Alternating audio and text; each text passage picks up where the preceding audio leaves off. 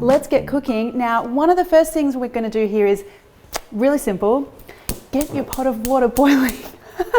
No one wants to be waiting around for water to boil at the last minute. So whenever you come in to cook noodles or pasta, get the water boiling first. I'm also going to get my other pan heating up. This is the pan where we're going to cook the ragu. And we're going to talk about mince here. So we're going to do something a little unusual here. Usually you would start off by like frying your garlic or your aromatics first. We're going to fry the beef mince first, and I'll tell you why, but add a little bit of oil into your pan. It won't quite be hot yet, that's okay. And add in your beef mince here.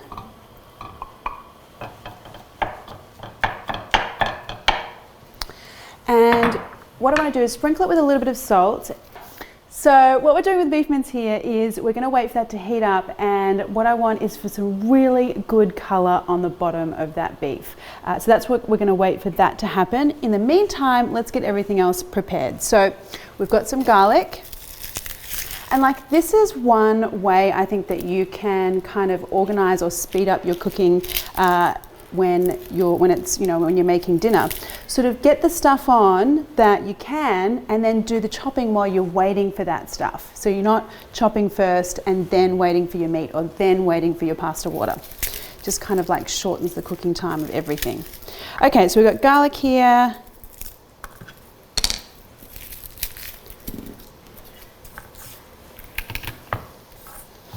Can smell and see and hear that my beef mince is starting to sizzle.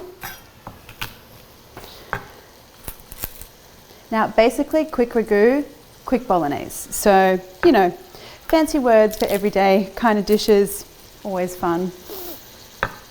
Especially because we haven't been able to go to restaurants of late, so, you know, we can pretend that we're at our favourite Italian restaurant eating a fancy ragu dish. All right, now, just a rough chop on the garlic here.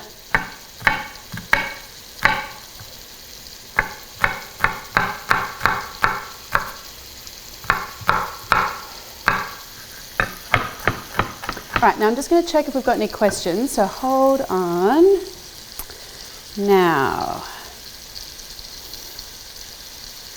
Okay, so here's a question. Can I use chicken mince instead? Totally can. Okay, this recipe is great with chicken mince, turkey mince, pork mince, a mixture of those things. So yeah, you can go ahead with that. And if you wanted to do a meat-free version, you could use one of those vegan meat substitutes. All of that works really well in here. Or a bunch of mushrooms and some tofu as well would be a great vegan option.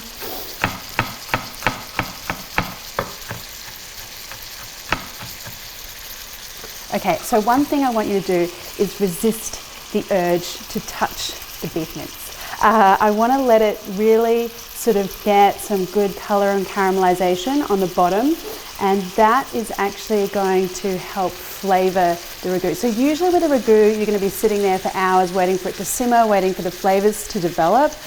We want to do this as quickly as possible. So doing this hard sear in the beef mince is really going to help us out. So even though I said resist the urge, I am going to have a quick look and see.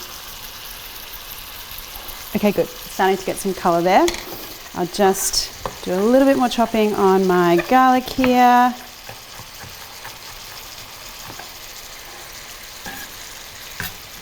And now, you're probably thinking, what are some of these other ingredients that we have on the bench top here that we're going to be putting into like an Italian style bolognese? Well, I often think that we can, you know, sort of borrow a little bit from our, you know, favorite Asian cuisines. Obviously, my mum being Thai, I do like to inject a little bit of Asian flair into a lot of my dishes. So we do have things like miso paste here, we have soy sauce, we have star anise. Now, all of these things are doing the same kind of function. They are going to be adding a sort of big kick of like umami, savouriness, saltiness, and that's kind of what we need when we're doing a really quick ragu rather than like a long simmer one. So there is method to the madness, everyone. All right, I reckon this beef mince is looking good. So if we just have a look here, turning over And we're just starting to see some good colour there, which is great. I'll let that go a little bit longer. Now let's have a chat about these noodles. So I'm using these Chinese fresh egg noodles, and you can find them at the supermarket in the fridge section, which is where you guys hopefully would have found yours. But if you're making this any other time of the week, like, you know, spaghetti is great, you know, spaghettini, any kind of pasta, or any of the kind of those like pre-packed or pre-cooked noodles, you can totally use those as well. So go your own adventure with the noodles. Don't feel like you have to use these every time. But you know, Chinese fresh egg noodles, actually very much just like fresh pasta, and they usually don't cost as much as the fancy fresh pasta. So there you go, little trick there. Okay, let's have another look at our beef. Okay, so we're starting to get some colour there. And now I'm going to go in with my garlic. So this is why I didn't want to go garlic first, because I didn't want the garlic to burn with that beef. So garlic goes in.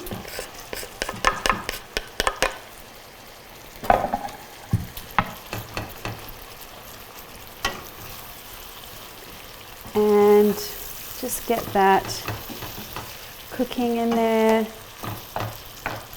Always the smell of garlic when it hits the pan. Always, you know, such a comforting smell. Okay. Now, I don't know about you guys, but for me, like, dinner time is the ultimate witching hour. So I have a 2.5-year-old and a 12-week-old at the moment, and when we get to about this time in the evening, it's kind of like, what is going to happen? Who is going to start screaming at any minute? And I know for a lot of you guys it's the same thing, so that's why having these kind of quicker recipes is a really good thing to have up your sleeve. All right, so that's all looking good. Let's go in with our aromatics now. So I'm going to go in with tinned tomatoes. Now, one little thing here, I'm using whole peeled tomatoes because I think they actually they seem to have less watery moisture. So again, we're thinking about how we can keep things concentrated in a quick sort of time. So whole peeled tomatoes go in.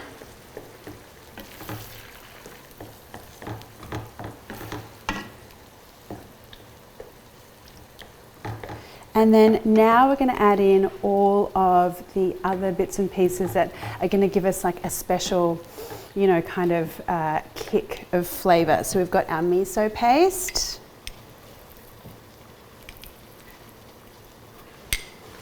Got our soy sauce.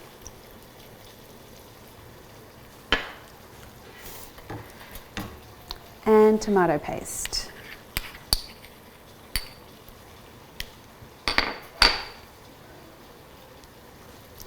All right, now just kind of use your spoon to mush, very technical term, to mush the tomato, break it up a little.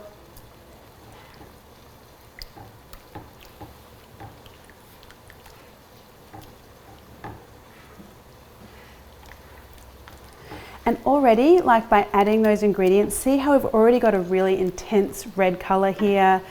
It's already smelling like really beefy and, you know, savory and lovely.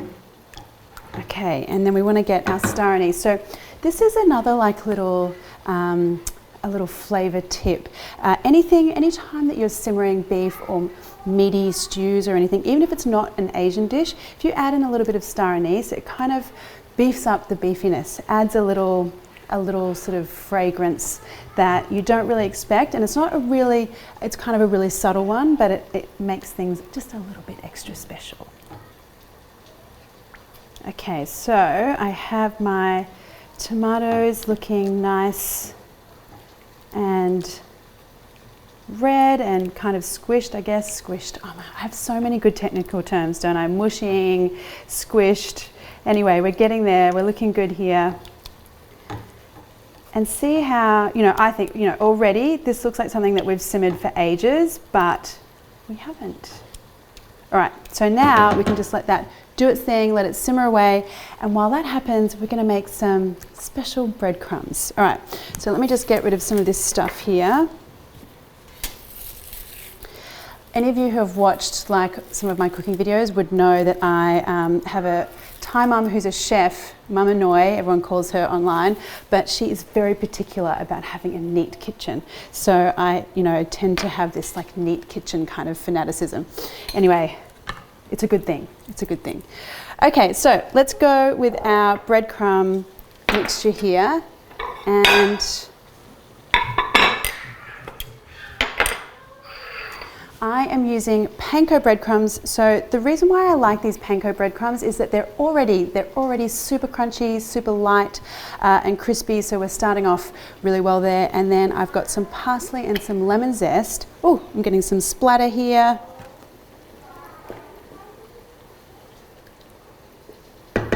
Probably not the best time to be wearing light coloured clothes, but hopefully we'll get through unstained.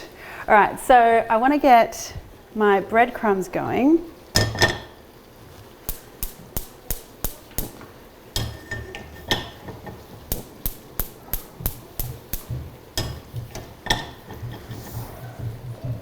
And we're going to start off with a little bit of olive oil here. And this is a really great one for any time you're doing a pasta, and if you happen to be doing a vegetarian version of this or any other kind of vegetarian pasta. Instead of using Parmesan cheese at the end, you can use this breadcrumb mix because it adds the salty, crunchy kind of element to the end of the pasta that you would get with freshly grated Parmesan. So a little tip there if you're having to cook for vegetarians at home. Okay, I'm going to stir our tomato sauce again. Oh, that already looks so good. Yum.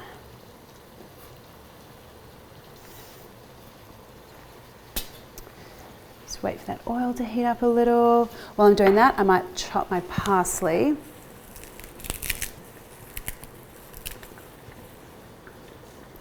All right, how are you going, guys? I hope you're keeping up.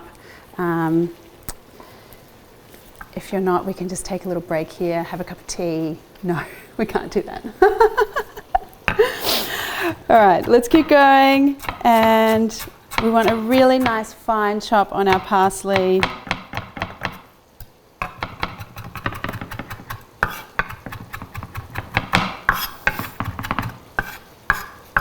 Now, I don't know about you guys, but like bolognese is such a big family favorite in my household. Even when I was little, so my mum actually, when she was pregnant with me, said, and this is so strange because she's Thai, and at the time was mainly she'd just come to Australia from Thailand and mainly eating Thai food. But when she got pregnant with me, all she wanted to do was eat spaghetti bolognese like the entire time. So it's a kind of special dish in our household. Hers is is a different version to this one, shall we say? But still the same idea, that sort of comforting ragu kind of flavour. All right, so olive oil's looking good. I'm going to throw in my breadcrumbs. Okay. Now what you want to do is just toast these until they're a nice golden colour.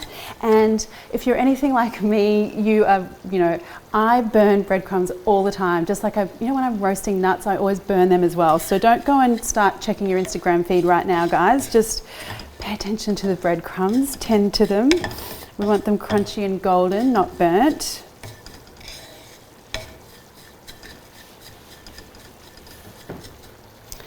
Okay, and now a stir of our ragu. Ooh, that is looking thick and lush, nice. Oh, one other little thing here. When you are doing this kind of quick style ragu or any kind of sauce where you want it to thicken up and concentrate really quickly, do it in a wide pan. So, usually you might think to probably do a bolognese in like a pot, but by doing it in this kind of wide pan, you're allowing more of the moisture to evaporate quickly, which means you're going to get more concentrated flavours. Okay, breadcrumbs are looking good. So can you hear that kind of crunching? I don't know if you can, but that's kind of like the toasty, crunchy breadcrumb feeling that we're going for here. I'm going to turn that off actually. I'm going to add in my parsley and then grate in my lemon.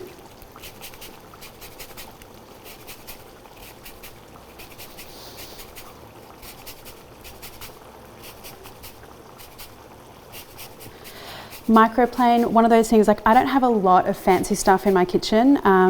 Prefer, you know, my mortar and pestle and that sort of thing, but microplane makes things very easy. Okay. And now we want some salt. A fair sort of decent amount of salt here because this is going to be like an extra little bit of seasoning at the end. Okay, give that a mix. And look at that, see already just like a little, it's just like a little extra step that we've done while we're waiting for the bolognese anyway, or while we're waiting for the ragu. And you know, this is the thing, if you can just fit in a few like extra things while you're waiting for things to happen, that's how you're gonna make dinner sort of extra special. All right, now, so we are all systems go here. So I like to get really organized before I cook noodles or pasta because the worst thing that can happen, I think, in the world is overcooked noodles or overcooked pasta. So we want to make sure everything's ready to go. I'm just going to clear up a little bit here. So, pasta or noodles. Serving plate. A little bit of olive oil here. Okay, now let's just have a look at our ragu here, and I'm gonna have to try it, of course. Always be trying and testing, and plus it's like, you know, the fun thing that the cook gets to do in the kitchen. All right. It's gonna be hot.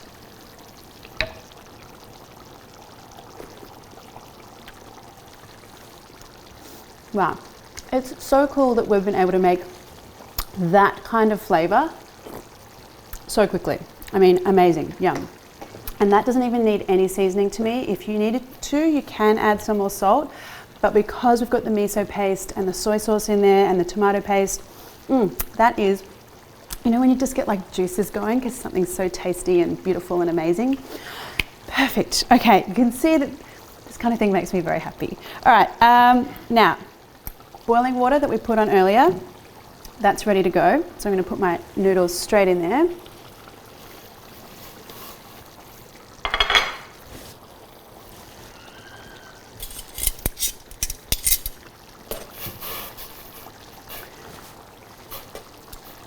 And now, fresh egg noodles, guys, do not take long. All right, let's just have a look. I mean, we might even be ready right now. Yeah. I want to get those out. I want to save some of that noodle water first though, before I tip them out. They are going to keep cooking, so I want them quite al dente. And I know the water hasn't even come back to the boil yet, but they're going to overcook if I leave them in there. So I'm going to drain those out right now.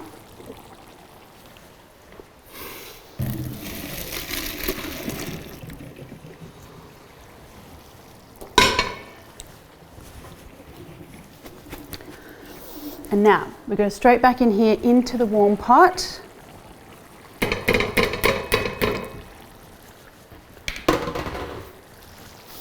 And here is where a final little bit of zhuzhing is going to make things extra special. Okay, so we want a little bit of that ragu in with the noodles. Okay, now you want to try and fish your star anise out because you don't want to bite into that while you're eating your beautiful noodles. Okay, so spoonful in here, a couple of spoonfuls. Okay. Oh, look at how lovely and rich and thick that sauce is. So good. All right, a little bit of olive oil. And a little bit of that noodle cooking water. And then turn that heat back on. And this is what I mean about it cooking slightly a little bit more as well. So now we just want to kind of toss everything together because I want like every single strand to have a beautiful coating of that sauce before we get it into the bowl. Okay, a little bit more pasta cooking water, noodle cooking water. Okay, a little bit more sauce.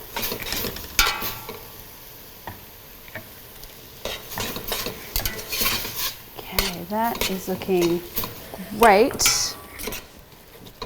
Okay, and then here we go. We are ready to go, guys. Now have a look at that. See, each little strand, rather than just getting the noodles out and then putting, you know, the ragu on top, we've got each strand beautifully coated in that sauce.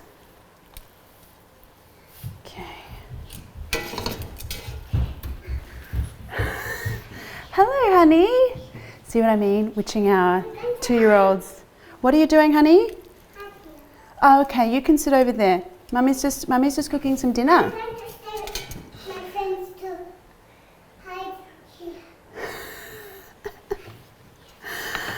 All right, so she loves this one too, actually. All right, so we want some of our beautiful sauce on top.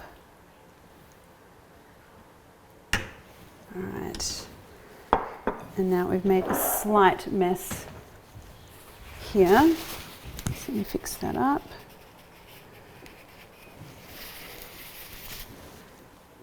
All right, a little bit more of that sauce. Oh, that's looking so good. All right, and cheese, of course.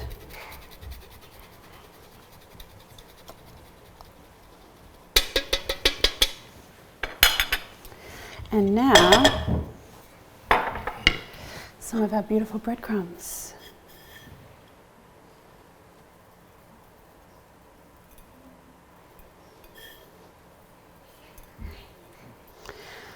And do you know what? Just as soon as that lemon hits that hot sauce and the hot noodles, you get this amazing fragrance. I mean, these are the kind of little things that you can do that are easy, that make all the difference. All right, let's have a look. And smelling so good. Amazing. Look at that, guys. So are you with me? Do you have this on the plate?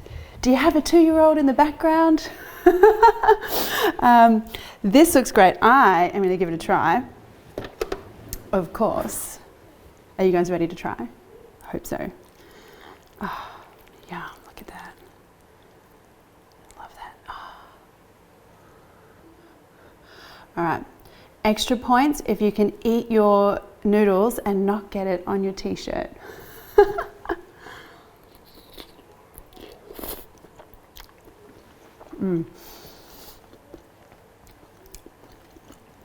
Honestly, if you guys are eating this right now, hopefully you're getting the same intense, amazing flavor I am. The beef ragu tastes beefy. It tastes like we've been simmering it for hours.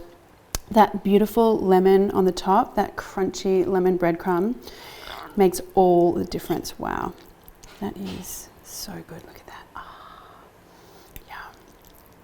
Okay, one more mouthful.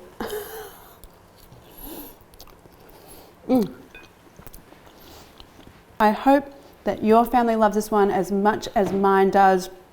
And yeah, stay safe everyone and see you soon.